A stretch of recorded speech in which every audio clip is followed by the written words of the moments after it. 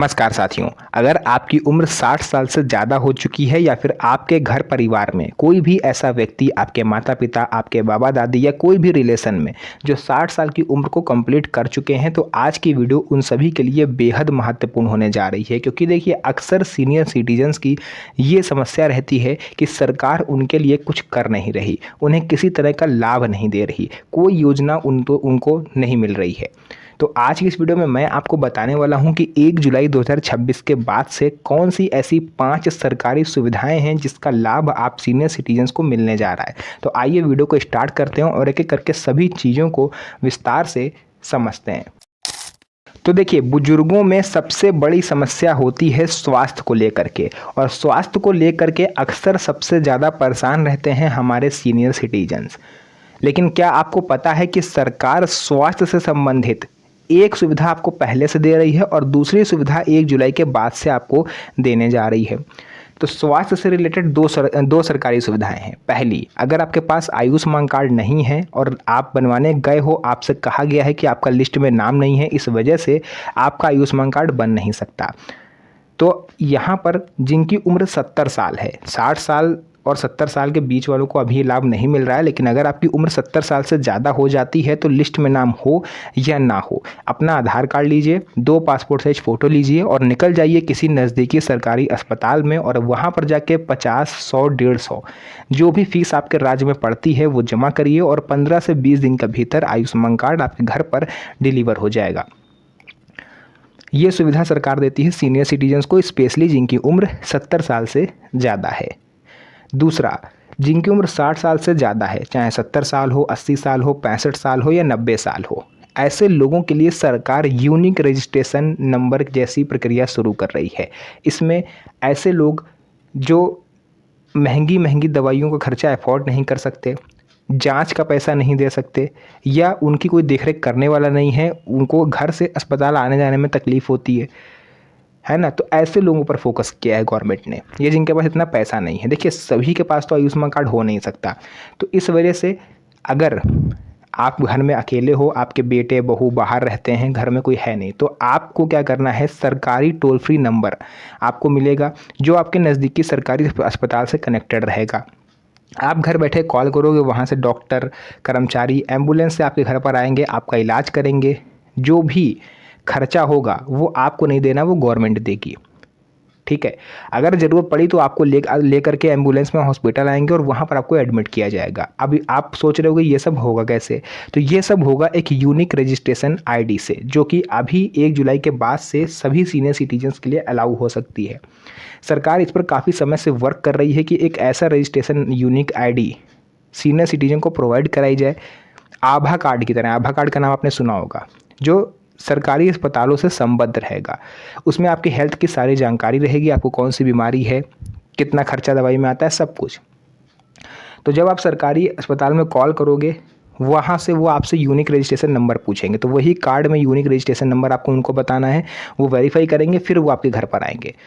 ये जो unique registration card बनेगा, इसका एक फॉर्म आएगा। फॉर्म 1 जुलाई के बाद कभी भी आ सकता है, इसलिए मैं आप लोग से रिक्वेस्ट करूंगा कि अगर आप पहली बार इस चैनल पर आए हैं तो चैनल को सब्सक्राइब कर लीजिए, क्योंकि यहीं पर आपको सबसे बेहतरीन जानकारी मिलती है और सबसे पहले मिलती है।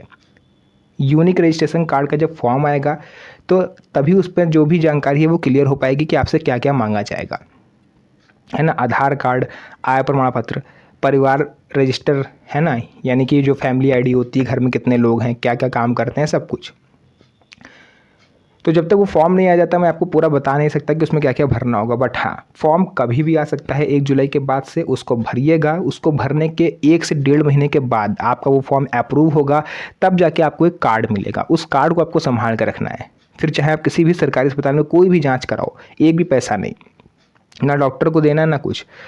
और तो और, अगर डॉक्टर को आपने दिखा दिया है और महंगी दवाएं डॉक्टर आपको बाहर से लिख रहा है, तो सरकार के द्वारा जन औषधि केंद्र बनाए गए हैं। आप उन जन औषधि केंद्र पर जा करके दवाइयों पर भारी भरकम डिस्काउंट पा सकते हो। सीनियर सिटीजन्स के लिए लगभग 50% तक का डिस्काउंट है। आम लोगों के लिए 15% है, बट सीनियर सिटीजन्स के लिए 50% तक का। यानी कोई 1,000 रुपये की दवा है तो वो आपको 500 से 600 में पड़ सकती है। जो बाहर आपको 1,000 मिलेगी, वो वहाँ पर 400 से 500, 600 रुपये तक मिल जाएगी। ये व्यवस्था गवर्नमेंट कर रही है। तो है ना ये मज़ेदार व्यवस्था जो कि आपके स्वास्थ्य से रिलेटेड है। उसके बाद दूसरे नंबर पर आता है यात्रा संबंधी सुविधा, यानी कि अभी हमारे भारत देश में रेलवे सीनियर सिटीजन कंसेशन पूरी तरह से बंद चल रहा है। कहीं पर भी इस योजना का लाभ मिल नहीं रहा। यानी जो महिलाओं को 50% और पुरुषों को 40% तक का टिकट रेट में डिस्काउंट मिलता था, वो फिलहाल 4 से 5 सालों से बंद है और फिलहाल अभी कुछ महीनों तक उम्मीद भी नहीं है। तो ऐसे में राज्य सरकारों ने मदद का हाथ बढ़ाया। सीनियर सिटीजन्स को राज्य सरकारें अपने राज्य में फ्री बस ट्रैवलिंग का लाभ दे सकती हैं। कई सारे राज्य हैं जो इस पर काम कर रहे हैं। कई सारे राज्य सीनियर सिटीजन से फीडबैक ले रहे हैं कि अपने राज्य में ट्रेनों में डिस्काउंट दिया जाए या बसों में दिया जाए। तो इसका अभी रिजल्ट आना बाकी है। बट मेरे पास कुछ राज्यों के नाम आ चुके हैं जो राज्य 1 जुलाई के बाद से ये स्कीम अपने राज्यों में लागू कर रहे हैं। कुछ 1 जुलाई से लागू कर रहे हैं, कुछ सितंबर से लागू करेंगे और कुछ नेक्स्ट ईयर लागू करेंगे। क्योंकि देखिए, ये चीज़ तो हम भी जानते हैं और आप भी समझते हो कि जैसे जैसे राज्यों में चुनाव आते जाते हैं, जनता को लाभ मिलना शुरू होता है। अब वो डिपेंड करेगा कि सरकारों के ऊपर कि बस में आपको डिस्काउंट दे रहे हैं या ट्रेन में दे रहे हैं। बट ये स्पेशल राज्य स्पेसिफाई रहेगा, यानी केंद्र स्तर पर अब ये कोई योजना नहीं है।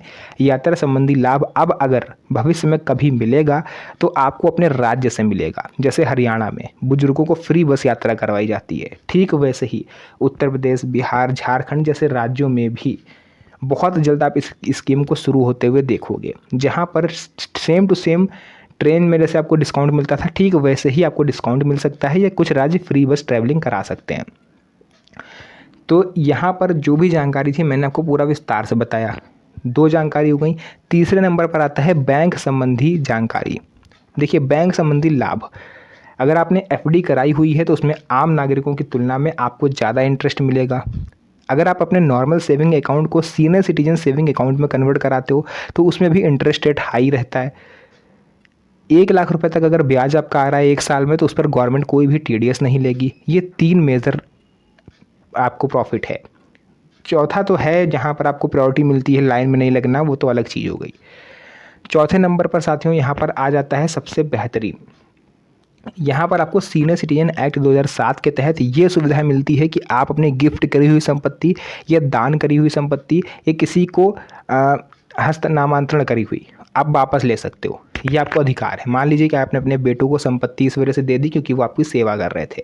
थोड़े टाइम बाद आपको लगा, ये एहसास हुआ कि बेटे आपको गाली गलौज कर रहे हैं, सुबह शाम आपको घर से भगाने की धमकी दे रहे हैं, तो आप इस केस में उनसे अपनी संपत्ति को वापस ले सकते हो। और ये अधिकार अभी भारत में सिर्फ और सिर्फ सीनियर सिटीजन्स को ही उपलब्ध है।